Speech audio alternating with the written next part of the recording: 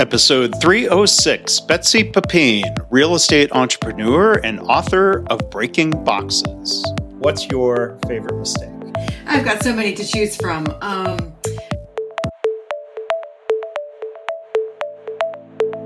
I'm Mark Graban. This is My Favorite Mistake.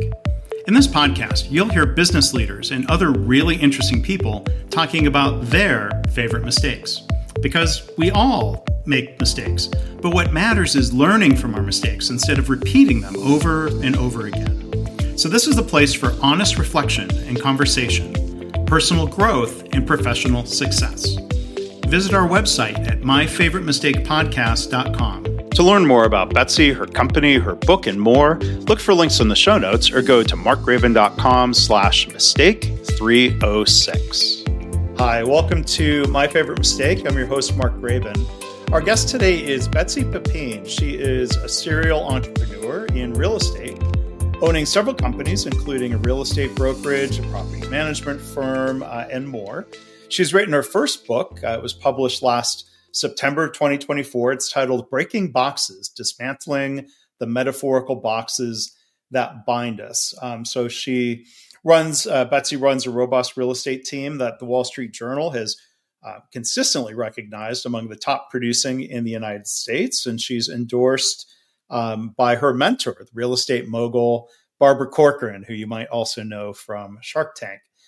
With her focus on culture, and we'll talk about that later in the episode, Betsy's brokerage, Pepine Realty, has been named as an Inc. 5000 fastest growing private companies in the U.S. Multiple times. Betsy has an economics degree from Duke University and an MBA from the Wharton School of Business at the University of Pennsylvania. So, Betsy, thanks for joining us here today. How are you? Great. So happy to be here, Mark. Thank you for having me. Yeah, so it's great to have you here. I'm looking forward to talking about your book and culture at your firm. But first things first, the question we always get into here of all the different things you've done. What's your favorite mistake? I've got so many to choose from. Probably my first big one when I started my company.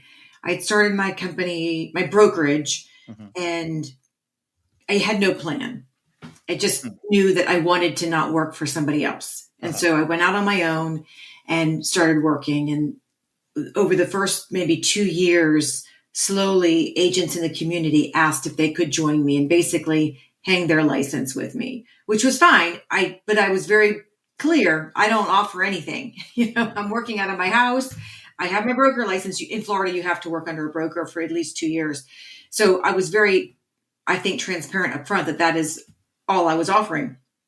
Well, before you know it, I've got about 6 to 8 agents working in my home, and it was getting rather chaotic. And I did have the wherewithal to hire an assistant for us. And so hired a woman who had worked with some of us in a previous job. And so it was great because she knew the industry, she knew us, and things were flowing very smoothly for the next probably year and a half.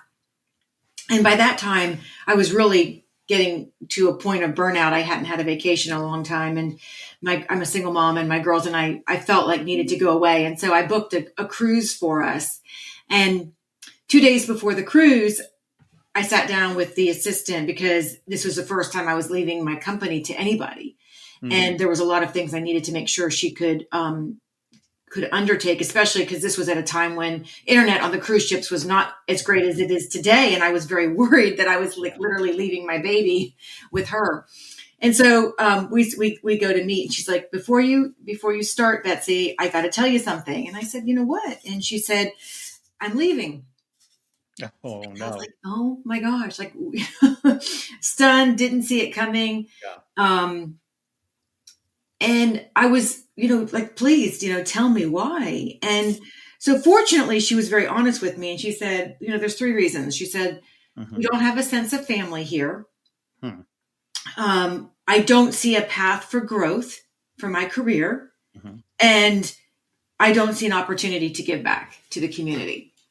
And I'm so glad she shared that with me because she was absolutely correct on all 3 of those things. I had been in a prior industry where the model was basically, and what I had come to believe is that you are selling your time in exchange for a job. Like that's how I was treated, and that's how I understood that world to be. Mm-hmm. And then you go home to your family, and then you go home to give back to the community. And those are things you do outside of your company. Right. So I kind of put my company in a box. This is because it was modeled I was in the pharma industry in the late 90s, early 2000s. And so I didn't understand that, especially the younger population was looking for something more from their employer. And then the giving back I'd always done in my personal life. I'd never done that in my professional life. I did not have a growth path for her, because I didn't have a plan for this company. And it was unfair to her. So it really opened my eyes. It's like, I realized I either got to have a plan or not, and figure out what I want to do. So anyway, instead of packing that night for my cruise, I drove myself to Barnes and Noble. I checked out 4 books that I believed were the best ones on culture and leadership, and spent the nights on the cruise ship reading those books, devouring what those leaders did for their own companies. Came back, I got myself a coach, and he heard my predicament. He's like, Betsy, you got to go big or go home. And I'm like, I'm already home. I'm literally sitting in my garage. Let's go big.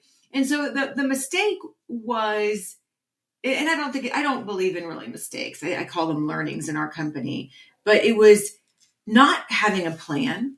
I had zero plan when I went out on my own.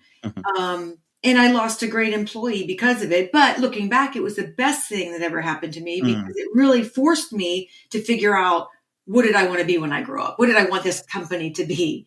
And so I wish I had done that sooner. And when I counsel, people up and coming, I recommend a mentor, a coach. I think they're different. They fulfill different roles, but getting to that point sooner rather than later, I think really helps the trajectory of your company. And I could have expedited my growth had I gotten it, 5 years earlier, but I didn't. But I trying to make up for lost time. But that was a big mistake at the beginning. Yeah. Well, I appreciate you sharing that story and hearing, your reasoning for why it's a favorite. I mean, that's a, theme on the podcast here of let's learn from those mistakes. Let's make the best out of that opportunity. I mean, on one level, I was wondering, did you have to postpone the cruise?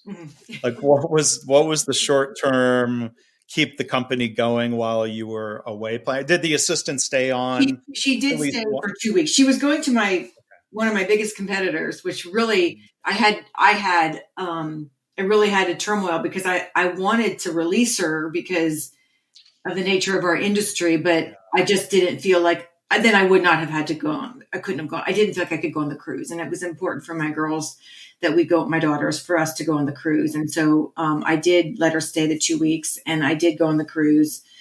So yeah, fortunately I could do that. And it was fine. It was fine. I quickly found another assistant and got the coach and developed the mission and the core values and a real company, Yeah. And I'm guessing, I mean, you had those other brokers, those other agents, they were looking out for things. It wasn't a mistake to let her work those 2 weeks, even though, it might have been a little not ideal. But, right. Well, I'm glad you got to, it sounded like that cruise, it sounded like it was necessary and meaningful for you. If you said you were reaching a point of burnout. Right. Exactly.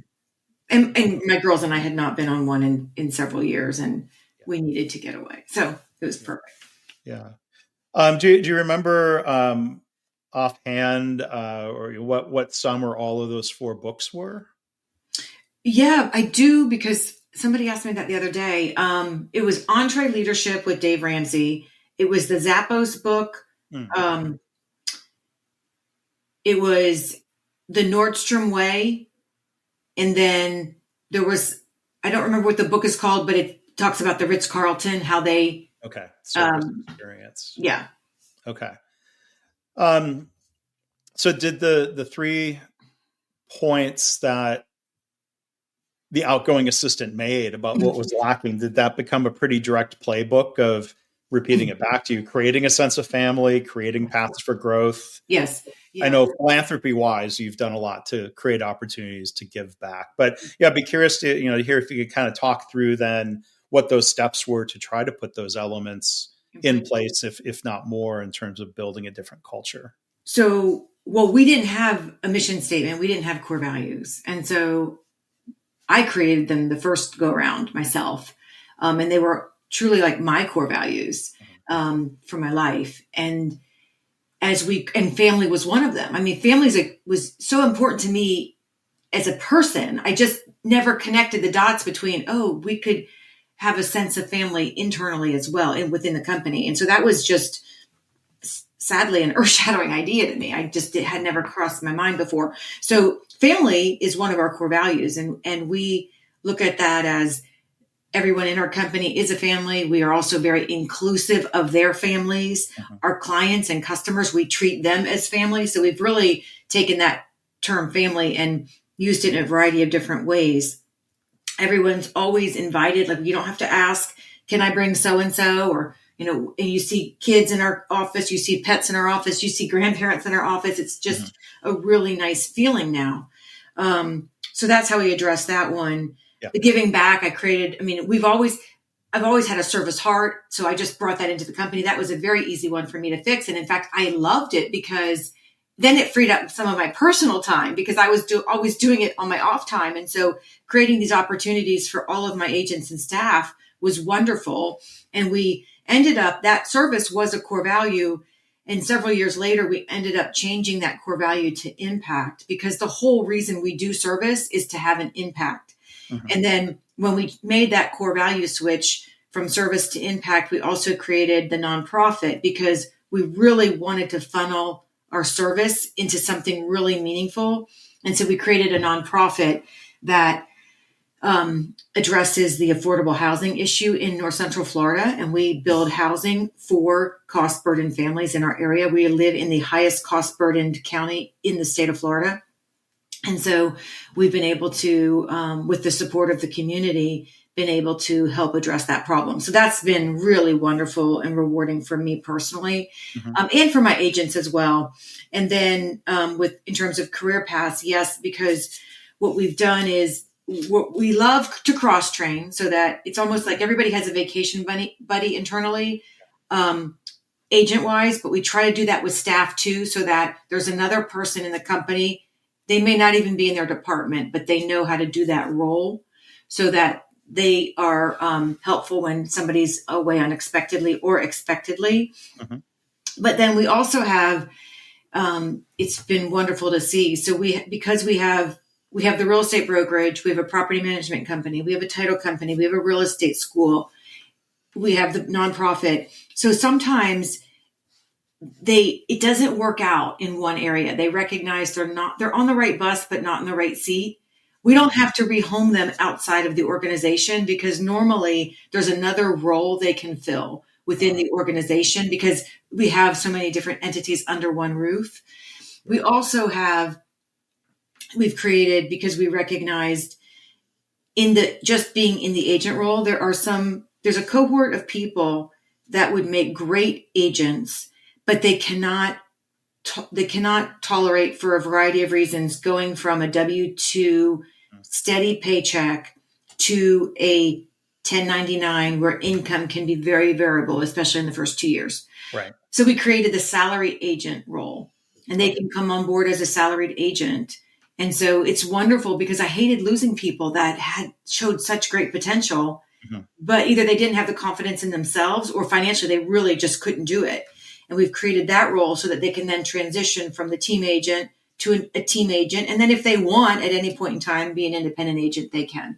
So there's a path there too. Wow. I mean, to me, that sounds like a pattern of, some good problem solving.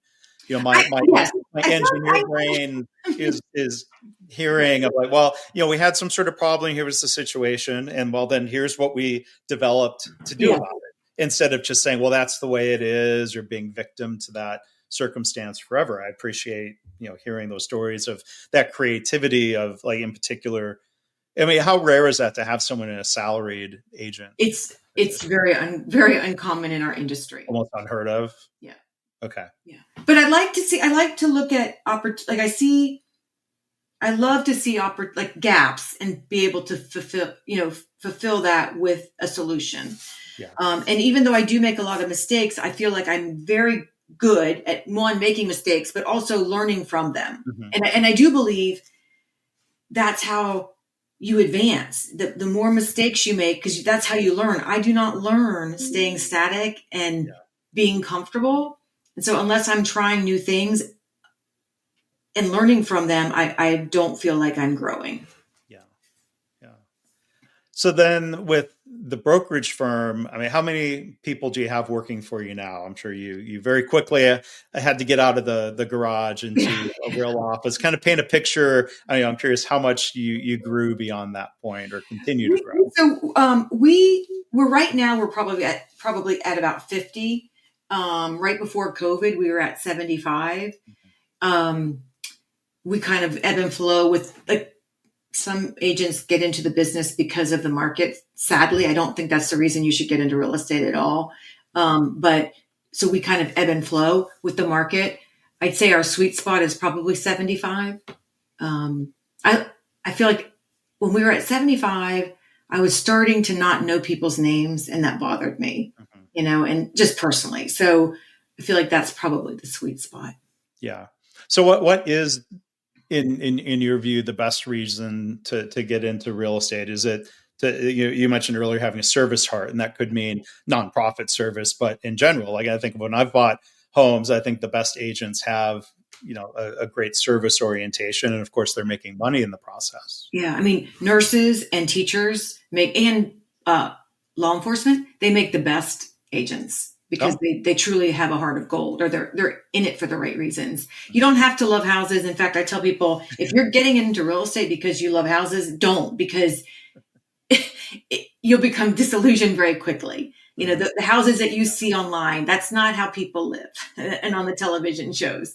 And you're seeing, you'll see 50, 60 houses a week. It gets old very quickly. So that's not really a great reason to get into real estate. If you like helping people, if you like solving problems, and the biggest one is, and I don't think agents understand this going in, and I certainly didn't, but buying a house is a life event. To me, a life event is anything you're going to remember in 5 years. You ask anybody what houses they've owned, they can list them all. Mm-hmm. So that's a life event. But then you ask them, why did they buy a house? It is almost always precipitated by another life event, a new job, a job loss, a new birth, a death, a promotion. There's always some life event that is designating this need to buy a house. So you're dealing with, if you're representing the seller, for example, you're dealing with two life events on their side.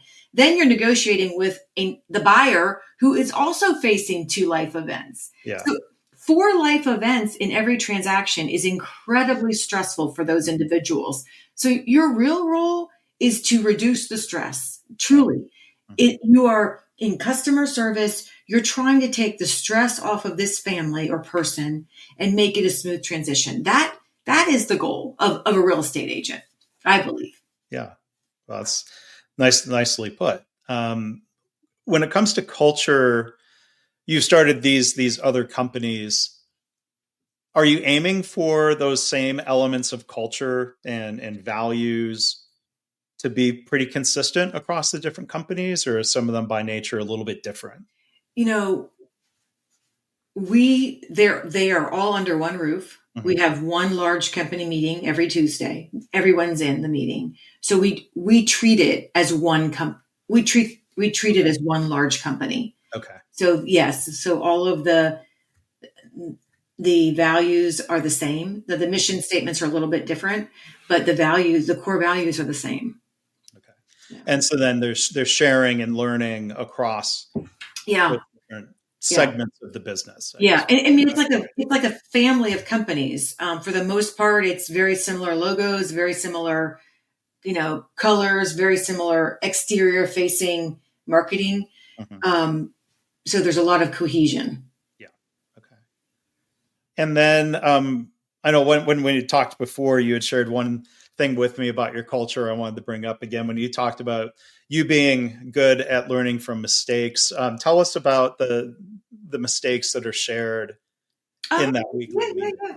So every Tuesday, it's truly my favorite part of the meeting, and I think it's become a lot of agents' favorite part. We have a learnings, and so people share what other companies may view as mistakes with the entire team. And these are not small mistakes. These are I mean, especially with when you're a new agent, you may have put a buyer's escrow in jeopardy, and that's thousands of dollars. And you may have had to buy somebody a washer and a dryer because you were a new agent and you forgot to put it in the contract. These aren't small things. Right. And I think in some settings you could be embarrassed by that and you would want to hide from that. Mhm. But we bring it out because we want everyone to learn from that. So they're not making that, they're going to make their own mistakes, but we're not all going to make that one mistake. So it Right. really expedites the growth, and it minimizes the number of mistakes each agent makes. So I think they come excited because it's like, let me see what else I can learn from these other agents so I don't make these mistakes myself. Right. So it really is, and we all call them learnings, and Mhm. there may even be a slight competition on who can bring the best one that week. It's really a positive thing, and I truly love it and believe that it has really helped the agents grow in a way that you can't have if you're a solo agent working off by yourself. Yeah. And that reminds me of a similar story in practice I had heard when Jim McCann was a guest here. He's the founder and now chairman of 1-800-Flowers Mm-hmm. and all of their, I guess you might, similar way, family of businesses. And he shared how, like you said, they try to make it a positive of, the customer service mistake or, even trying to be, lighthearted about it in a way, like not making fun of, but Right. like sometimes like you say, well, that was a disaster. That was funny. Nobody really got hurt, but he talked about the stress of if you've ordered flowers for a major life event and they are late, that is a non-trivial thing for people to be upset about. Yeah. Yeah.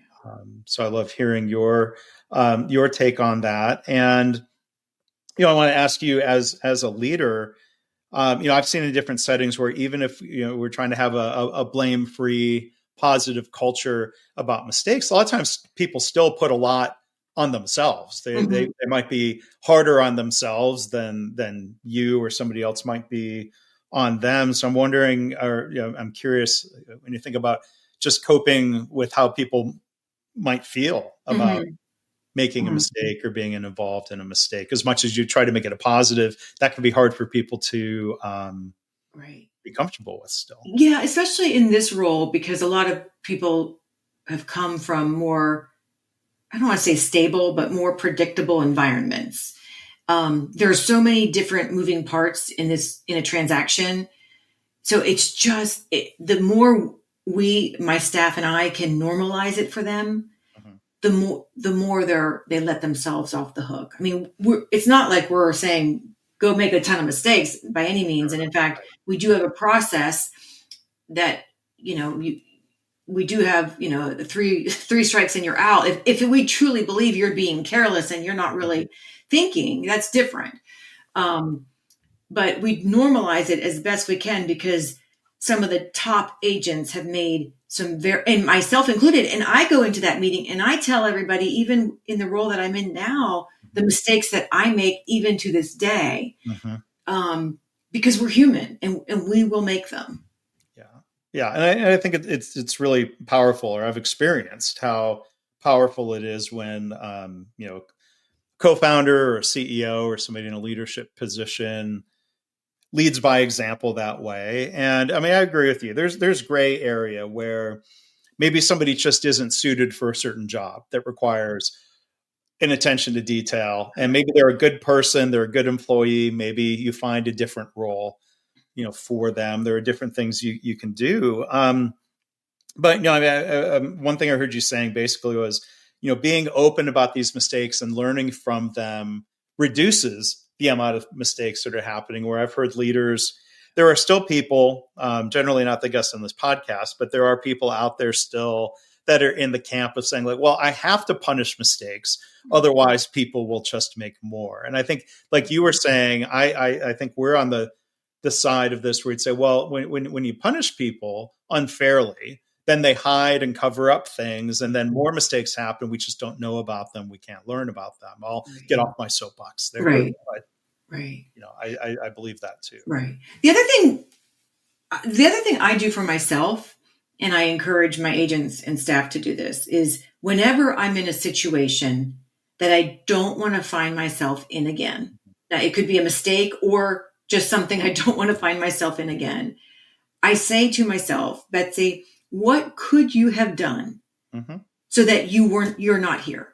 There's always something. Now, I'm not saying sometimes it's not even our fault, but there is something we could have done that would have made this situation not come to be. And that really helps because that's the goal, is how do I not find myself in the same situation again? So what systems and processes or decision-making skills do I need so that this doesn't replicate itself? Yeah. Do you use checklists for some of the? Oh yeah. For this fairly. I'm sorry. We're big into checklists. Okay. Well, that's a great way to try to prevent mistakes. Yeah. So again, I'm totally with you. If we learn from mistakes, more mistakes isn't more better. I know that was a mistake to say it. Yeah. Grammatically, it doesn't mean being flippant or careless. Right. To acknowledge we're human, we make mistakes. Let's try to prevent them. Right. And then when they do happen, we can learn from them. For me, it's not even just fixing the mistake at hand. It's how do we prevent this in the future? Because I think a lot of people just say, well, let me just fix this. But then they don't take that extra step and say, wait a minute, how do I systematize my process so that this will never happen to me again? Right? Yeah. Well, I know you studied finance. You sound like an engineer. We're talking through. There's some engineer mindset that I'm not saying trying to say engineers are the only ones who can think that way. Yeah. I love hearing when you talk about process and systems, and that can go a long way to helping us out and preventing issues. So let's talk about the book. Again, we're joined by Betsy Pepine. Her book is titled "Breaking Boxes: Dismantling the Metaphorical Boxes That Bind Us." The title, I think, there's a deep meaning, what you're writing about. But when I think of moving in the life events, one of the most traumatic things is getting rid of the boxes. Well, and I even talk about that in my book. Boxes are meant to be temporary, but we forget. And it's like the box and this happens all the time. You go to list a house and there's these boxes in the attic or a basement, if you're in the north, they just go from house to house. They never get opened. It's like, no, the purpose of the box is temporary storage to keep things safe. And then you flatten them and put them out on the curb for garbage pickup day. Right. But it's the same with the metaphorical boxes. Yeah. Boxes can keep us safe at some times, but most boxes are meant to be temporary and we should be moving out of them. And if you're like me, I had the habit of overstaying my welcome in some boxes that no longer served me. And so the book is about boxes that we find ourselves in, whether it's through the expectations and opinions of our family of origin, of our peers, of our industry, of our gender, of our roles in life, the mom, the dad, the aunt, the uncle, the whatever role you're playing, all those different kinds of boxes and boxes we put ourselves in, not even boxes that other people put us in, but we put ourselves in boxes, and how limiting that can be. Yeah. Mainly because, like a box, in fact, when I tell the story of when my daughter, we were moving, and they packed up everything and they labeled the one box kitchen, and then we got to our new house and we were unpacking, and I asked my daughter, "Hey, what's in that box?" She's like, "Oh, that's just kitchen stuff." It's like you lump everything in that box as this label, and you stop seeing the nuances of what's inside the minute you slap a label on somebody or something. And those labels could be, those boxes are the labels, the roles that we would say define us. But I mean, so let's say, job title is one of those boxes, you might say. And somebody, I don't know if you can think of an example. Yeah, I'm thinking through where that box was limiting because somebody couldn't see their potential beyond the current box. Not that we're looking for a bigger box, a better box, or that. Tell us more about that box going from being helpful, maybe something we take pride in, where now it's holding us back or it's limiting us. How do we dismantle the box? Well, for me, the first step, and it's been a growth, and I'm not an expert by any means, but the first thing is you have to know you're in a box, and to know you're in a box means it means to know you have options outside of the box. So that's the first step. But once you have the awareness of being in a box that no longer serves you, identify why are you staying. And most of the time, if we're honest with ourselves, the reason why we're staying is fear-based. So we either fear failure, just change in general, or some kind of loss. And so I write it down. I'm a visual learner, so I like to write things down. And when I write things down, things look less scary and more doable, more, I don't know, I'm just not as threatened by it, because I feel like when things stay in my mind, that can feel very, very scary. But the minute I write it down, it's like, oh, okay, that doesn't seem so bad. So for fear of failure, I address that. That to me is a box. I threw that box out long ago. It's a mental construct. I've got 2 dogs sitting right beside me here. They're not worried about if they're going to fail chasing the cat today. That is totally a human judgment. And I truly believe what I may deem as failure in my eyes, somebody else in this world would love that opportunity, right? And so it's not failure. And for me, worst case is if I feel myself being resistant, it's like, okay, if this doesn't go the way I want, worst case scenario is I have to pivot and I learned something great that I can take with me for the rest of my life. That's worst case scenario. Right. I can deal with that, right? So that's fear of failure, fear of change. That's a muscle. To me, that's just muscle memory. The more you put yourself in uncomfortable situations, unpredictable situations, the better you are with change, knowing that you are going to be fine, regardless of what's going on around you. So even if it's like something I do every morning, I wake up, I take an ice cold shower. That may be the only thing today that's going to put me outside my comfort zone, but it really builds up. It's amazing the strength even just one simple exercise like that does, because you build this resilience and you understand that you're going to be fine with change. And then the fear of loss, it's either usually loss of status, social connection, or financial loss. And, to me, fear of status is an ego issue. Just put the ego on your shelf and go move forward. Don't let that impact your decision. Fear of social connection, I think, is a real one. When you move the chess pieces, the game is shifted, and people are going to move in and out of your life when you move. And that's okay. That's a necessary ending. It doesn't mean it's bad. It means the relationship, the dynamic is complete. It's served its value for both of you, and you move on. So shore up where you're going, shore up the people in your next phase of your life. If you're talking about the job promotion, get mentors and people who are there, so that when you do lose some folks in your social connection, you have other ones to lift you up. Yeah. And then the last one, the fear of financial loss, that's a real one. Especially I see that in our industry where people really want to make that jump and can't. And that's, again, why I created the salaried agent position. But with the gig economy and the internet, like that wasn't available when I first got into real estate. But nowadays there's so many opportunities for people to create these secondary sources of income to help them as they get on their but on the new path, that I think that's becoming a less of a fear for people. Yeah. I also wanted to ask, you talk about coaches and mentors. How did you meet Barbara Corcoran? I met her because, just coincidentally, I was buying my television and print media I'm sorry, television and radio media through an agency in New York. And the gentleman there knew her and asked me if I wanted her as my mentor. Absolutely. Yeah. She's incredible.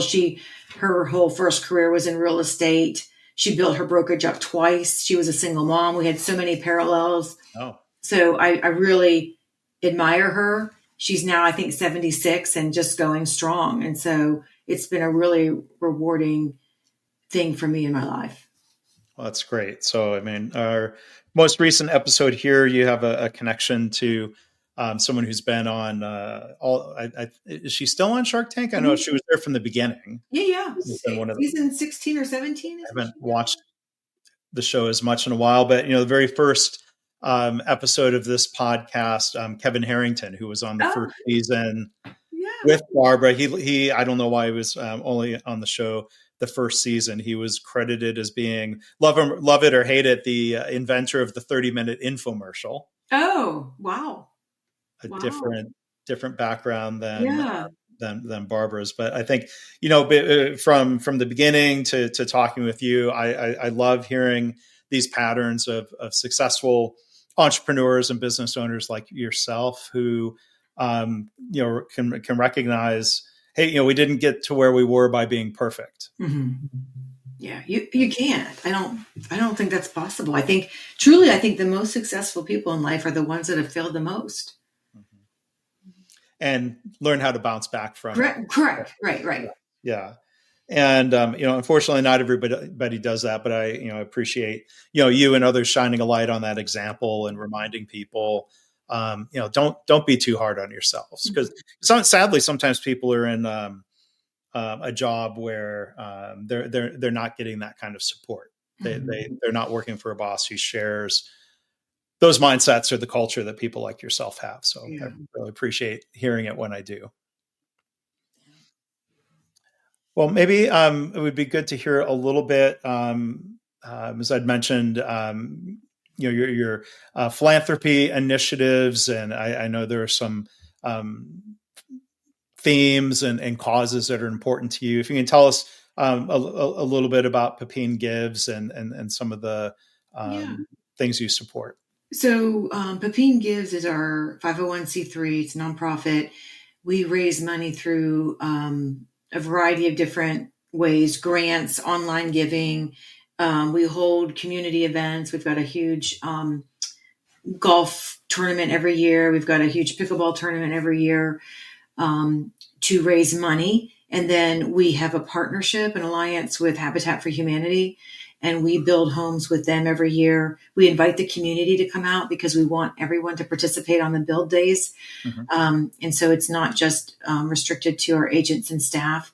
And what I love about Habitat, which a lot of people don't realize, is it's truly a hand up, not a handout. Mm-hmm. We don't give these homes away by any means. They actually pay appraised value, but Habitat is so good about knowing what every single program that's out there that's available for cost burden families, so they can get so much assistance with the purchase, but they're paying appraised value. They get very low interest rate loans. We really tee them up for success. They have to take educational classes in not only home financing, but also home maintenance. Yeah. So, because we don't want to have to foreclose on them. That would be the worst thing to do. Right. And so it's really just a wonderful program. So we do that. We're going to be expanding and doing also home repair and safety. So for cost burden families where they may have come up with handicap accessibility issues or get hit by a hurricane and they don't need to move, but they need it. They need major repairs done to their homes.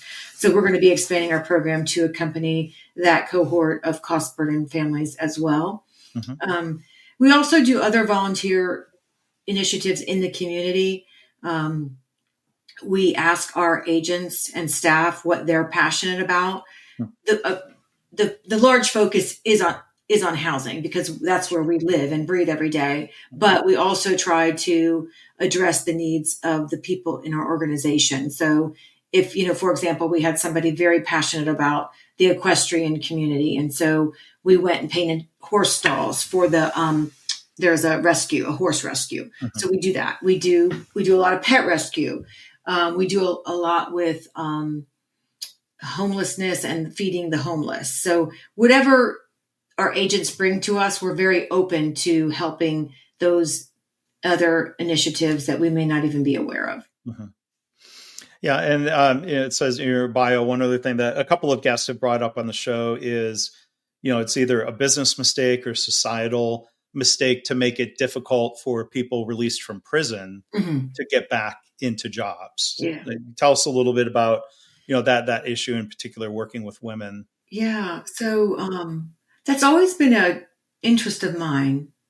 I truly feel like, and maybe in a past life, I was in jail because I have always had this passion and interest in prison and being released and how we can help them. And these women, and it was eye-opening to me because I started out thinking, I want to teach them money saving skills. Mm-hmm. What I quickly realized is they have no money. They leave prison basically with no money. Mm-hmm. And then it's such a hardship because a lot of them have lost the support of their family. They live in halfway houses.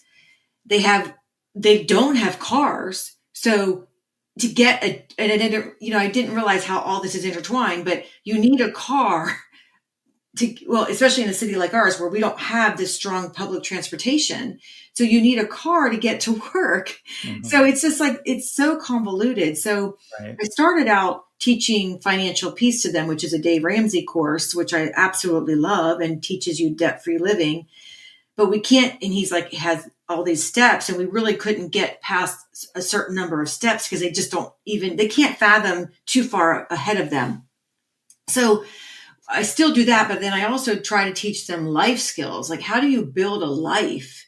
That's not really taught. And what are your 6 to 8 life pillars that are going to keep you afloat? So that, because at any one time, one of your life pillars is not going great.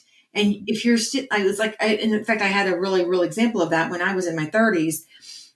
I had 3 life pillars. It was my marriage, my kids, and my job. And in a very short period of time, I was suddenly single and my job, they experienced a corporate layoff. Mm-hmm. So 2 of my 3 pillars were gone.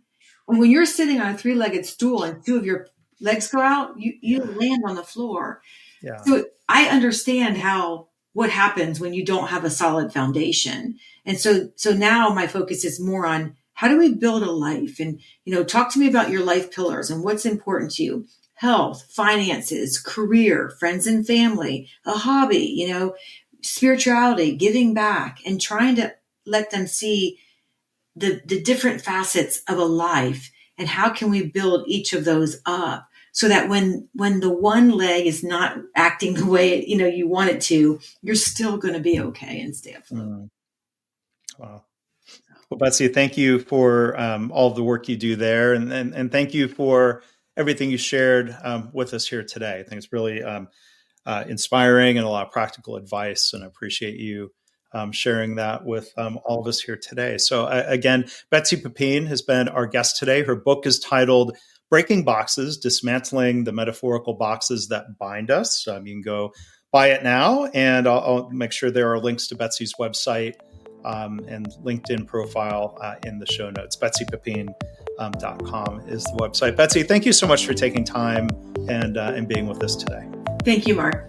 Thanks again to Betsy for being our guest today. To learn more about her book, her company, and more, look for links in the show notes or go to markgraben.com/mistake306. As always, I want to thank you for listening. I hope this podcast inspires you to reflect on your own mistakes, how you can learn from them or turn them into a positive. I've had listeners tell me they started being more open and honest about mistakes in their work. And they're trying to create a workplace culture where it's safe to speak up about problems, because that leads to more improvement and better business results. If you have feedback or a story to share, you can email me, myfavoritemistakepodcast@gmail.com. And again, our website is myfavoritemistakepodcast.com.